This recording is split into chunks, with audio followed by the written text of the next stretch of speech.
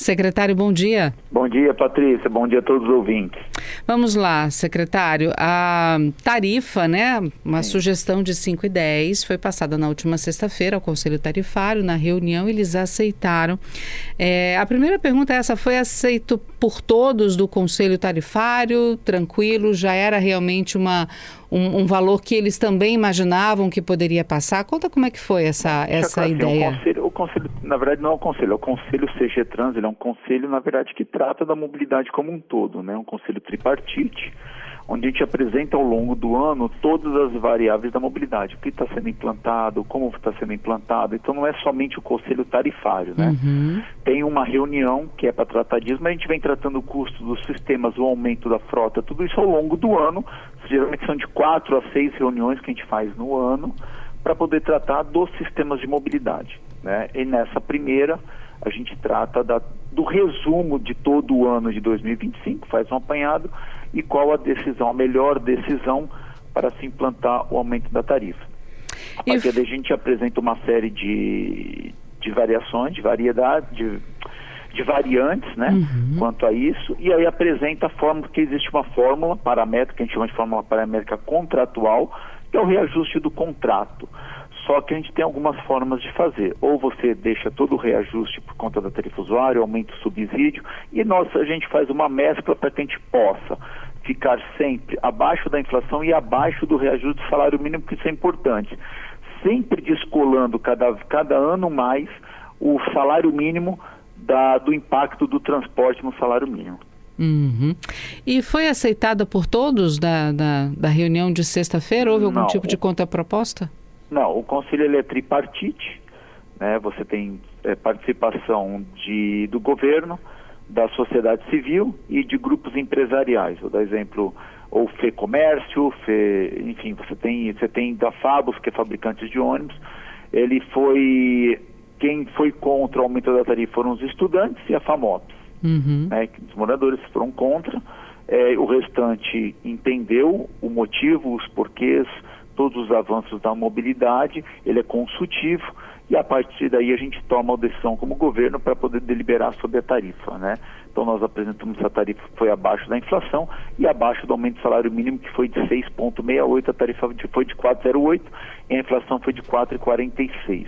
Então é sempre importante estar fazendo essa ponderação, porque também o governo a gente não consegue tirar muito mais do orçamento. A gente já está com 35% do custo do Transcol no subsídio, e a gente sabe que o caixa é único, a gente tem a saúde, tem a educação, tem a segurança, e a gente precisa saber dividir essas caixinhas para todos que precisam deste investimento e também manter o investimento, né, Patrícia? A gente não pode também paralisar os investimentos, a gente tem muitas obras para serem feitas, do aquaviário, de ciclovia, do próprio corredor exclusivo de ônibus, da renovação de frota. Então é importante você ter equilíbrio entre subsídio e tarifa usuária.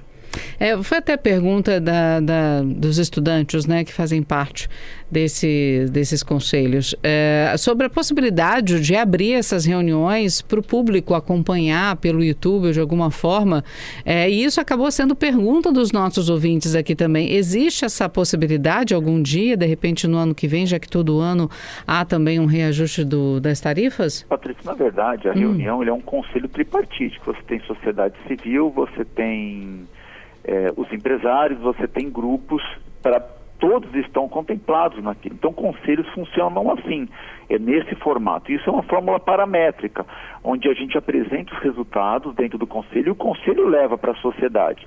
Então, isso é importante ter. Não é um fórum onde você está debatendo a tarifa. É um fórum que você debate ao longo do ano inteiro, existem as devidas representações, ele é consultivo e depois o governo delibera sobre isso. Então é ao longo do ano que é exercido esta função para depois tomar a decisão em janeiro.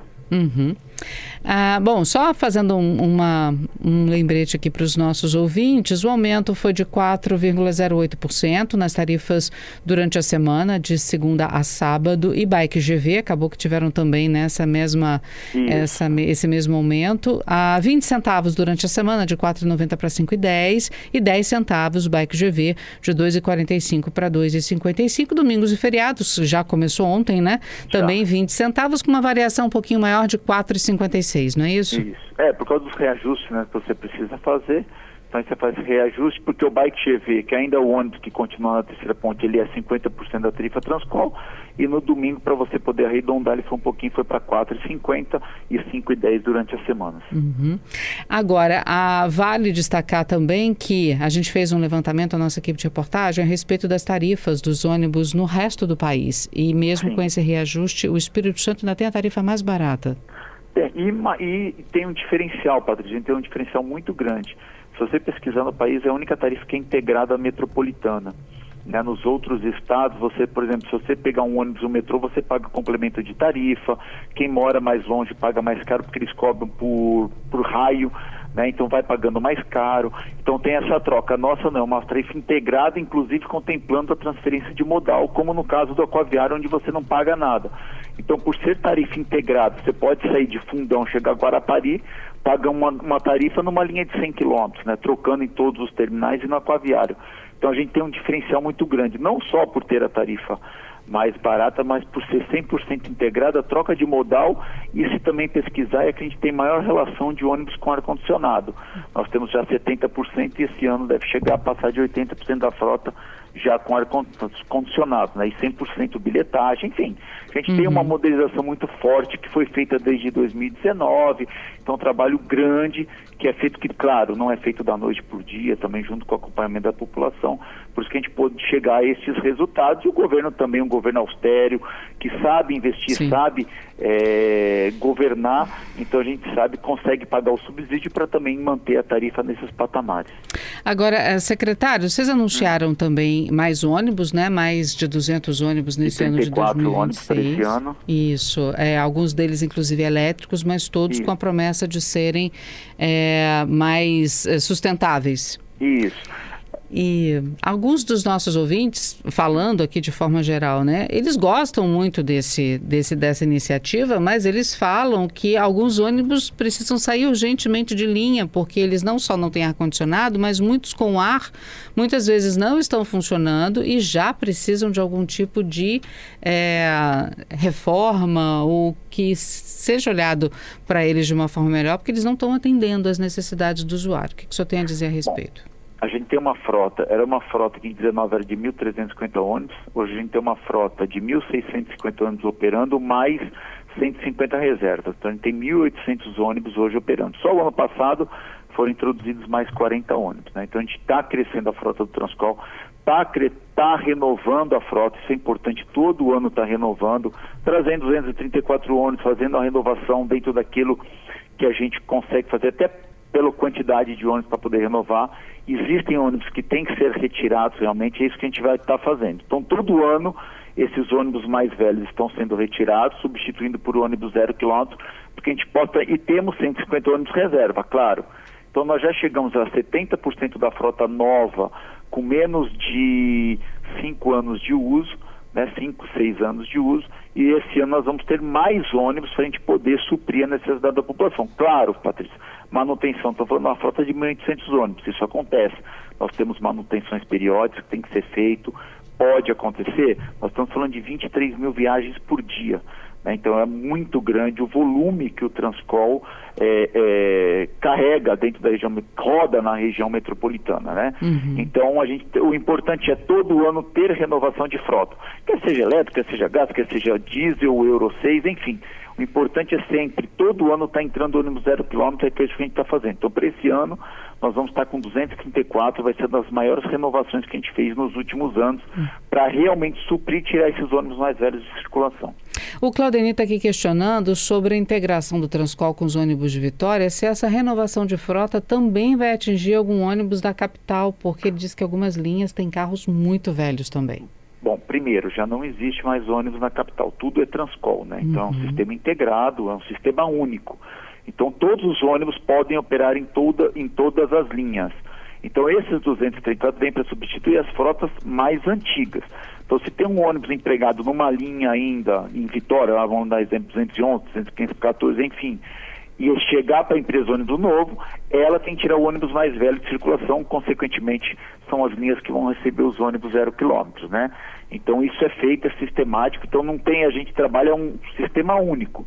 Chegando no ônibus zero, os ônibus mais antigos têm que sair de circulação para poder dar lugar a esses 0 km, que é o que vai acontecer esse ano. Então, provavelmente, as linhas de Vitória, que operam ainda no município de Vitória, que são Transcol, provavelmente começam a receber ônibus 0 km esse ano com uma frequência maior.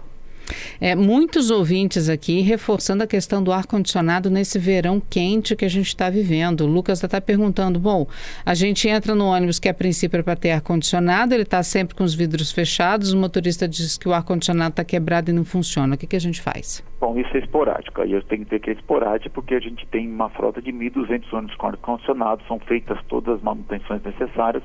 O que eu peço que, se for detectado, entre na ouvidoria e faça a reclamação. Qual é a linha, qual é o ônibus, qual é o número, e a CETURB faz as verificações necessárias para isso. Hoje é mais fácil você pegar um ônibus com ar-condicionado do que sem ar. São 1.700 ônibus, é a maior frota do país de ar-condicionado. Óbvio, falhas em 1.200 ônibus acontecem? Podem acontecer durante o dia e nós teremos que substituir e fazer a manutenção necessária. Então pode ir na ouvidoria reclamar qual foi o ônibus, que a gente tira ele de circulação para fazer a manutenção. Mas hoje é muito mais comum você usar o ar-condicionado do que não ter o ar-condicionado no Transcol. E agora, com mais 234, nós vamos ter aí, passar de 80% da frota com ar-condicionado, podendo chegar em 1 ano, 2 anos, 100% da frota com ar-condicionado.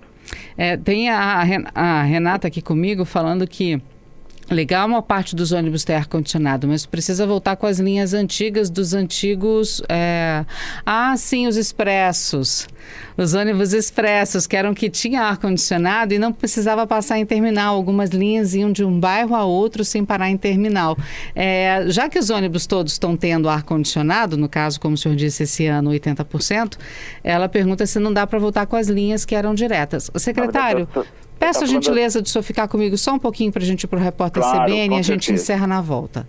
Estamos de volta conversando com o secretário de Mobilidade e Infraestrutura do Espírito Santo, Fábio Damasceno, a respeito das novas tarifas do Transcol e do Aquaviário. A gente vai reforçando aqui o preço no valor, o reajuste no valor das tarifas no decorrer aí da nossa conversa. Nós já relatamos para você, mas na ida para o repórter CBN, a gente deixou a pergunta da Renata aqui, que acabou se revelando também questionamento da galera aqui do estúdio, viu, secretário? Ela questionava sobre os ônibus, os seletivos, aqueles expressos seletivos, que eram ar-condicionado e que faziam linhas diretas sem precisar passar em terminal. A Renata está falando, olha, legal deles terem agora, todos eles serem com ar-condicionado, mas, por favor, secretário, volta com as linhas do seletivo, que elas eram diretas. Aqui no estúdio está todo mundo também torcendo pelas linhas diretas, secretário. E aí? Então, Patrícia, na verdade é o seguinte, o ônibus é para todos, então não é para quem pode pagar mais. Então essa é uma opinião que a gente tem que ter. O ônibus tem que ter ar-condicionado para todo mundo e tem que ter uma tarifa. O seletivo era um ônibus que era para quem podia pagar, era uma tarifa maior, só eles tinham ar-condicionado, cerca de 13 ônibus, se eu não me engano. E o próprio nome diz, eu estou selecionando quem pode usar um sistema melhor. Não dá.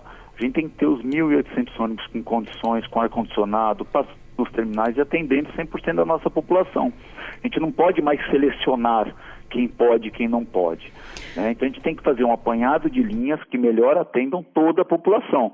Quer seja linhas express, quer seja linhas no BRT, quer seja linhas exclusivas, enfim, aí é o planejamento da CETURB que define como melhor operar, entendeu, Patrícia? Mas não dá para a gente ter mais essa seletividade no Transcol, que é o que acontecia. Na verdade era isso. Eram linhas dedicadas para um grupo de pessoas que poderiam pagar mais e tinham direito de usar ar-condicionado e chegar direto ao terminal. Agora não, o Transcol precisa atender a toda a nossa população com todo o conforto possível, quer seja linhas diretas ou quer seja linhas paradoras, enfim. E aí é dentro do planejamento da CETURB. Já que praticamente todos os ônibus estão com ar-condicionado, né? Então, eu acredito que o que ela queira, como ela botou aqui, é a linha direta, né? Aí você precisa de uma quantidade maior de ônibus para atender algumas linhas específicas diretas.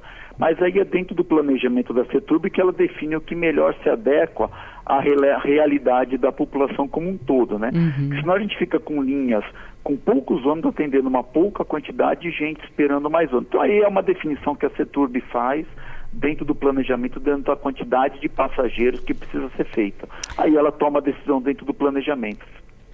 Alguns ouvintes falando também sobre a escala de veículos durante as férias, porque diminui um pouco o número de veículos em alguns lugares, né, por conta de não ter crianças, estudantes, né, professores, e eles estão dizendo, olha, os trabalhadores continuam trabalhando, então mesmo que não tenha aula, tem gente para pegar um ônibus, então o pessoal querendo... É uma percepção, porque quando a gente faz isso durante as férias, parece que você reduz 50% como se fosse uma operação de... Na verdade, não é isso. Você tem uma redução de quase 30% do número de passageiros dentro do Transcol. E a gente tem isso, a gente sabe os horários, tudo certinho. Só que foi reduzido 5%. É muito pouco que é reduzido perto da quantidade de passageiros que deixam de usar o Transcol. E o Transcol, a gente precisa otimizar o custo também, porque eu tenho o subsídio, a gente tem a tarifa, até por causa da tarifa, ao longo do ano. É muita quilometragem, é muito consumo, você tem férias, você tem uma série de atividades. Então a redução ela é muito pequena, né, perto da quantidade de passageiros que acaba reduzindo. Então é óbvio que a CETURB não faz isso. As linhas mais carregadas ela mantém, e aquelas onde você tem um impacto maior que cai nos estudantes e muita gente tira férias, ela é reduzida. Pra você ter uma ideia, a gente paga por decêndio.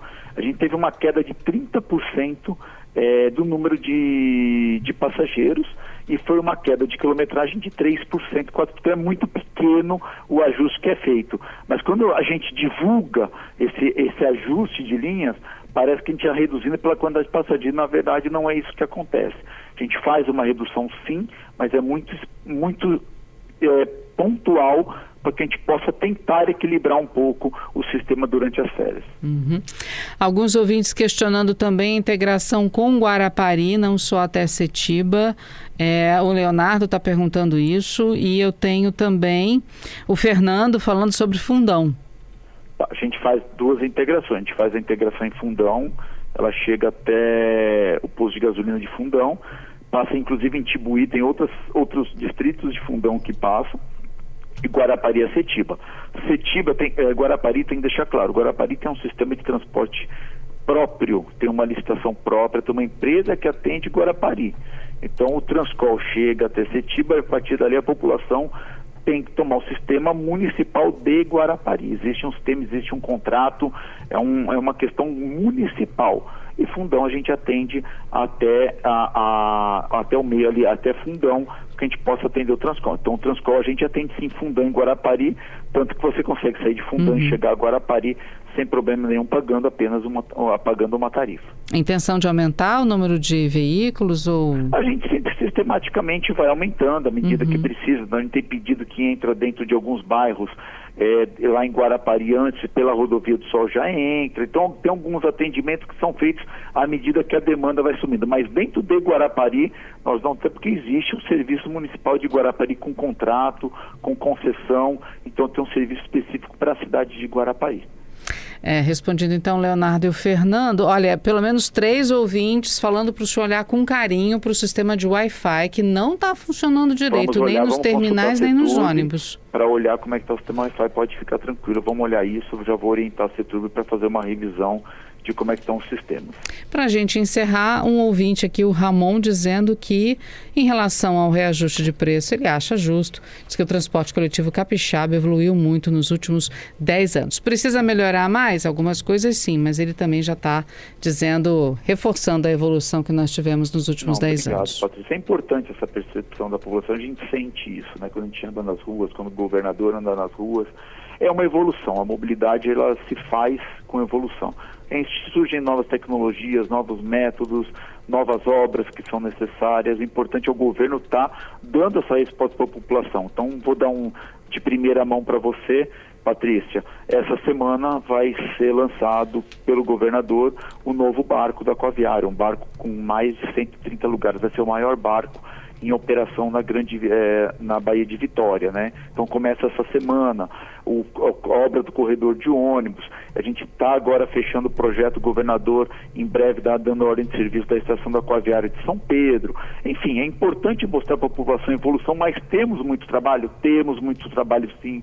Nós temos que entregar o terminal do Ibis, preciso começar a reforma do terminal de Carapina. Então a gente precisa o governo mostrando que realmente tem investimento, tem o olhar da mobilidade, mobilidade, a sensibilidade do governador é muito importante, a cobrança que ele faz conosco, que a gente possa continuar essa evolução e entregar cada vez mais para a população.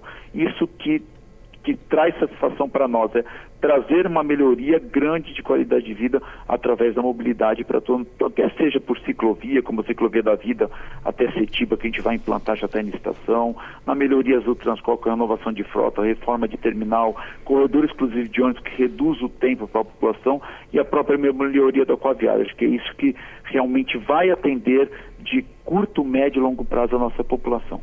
Esse barco de 130 lugares vai operar em qual linha, secretário? A partir de que dia? Ela vai começar Prainha, Praça do Papa, que é a linha que está mais carregada até a questão do turismo, mas esse barco ele está pronto também para fazer Praça do Papa, Porto de Santana. Ele veio pronto para operar Praça do Papa, rodoviária Porto de Santana.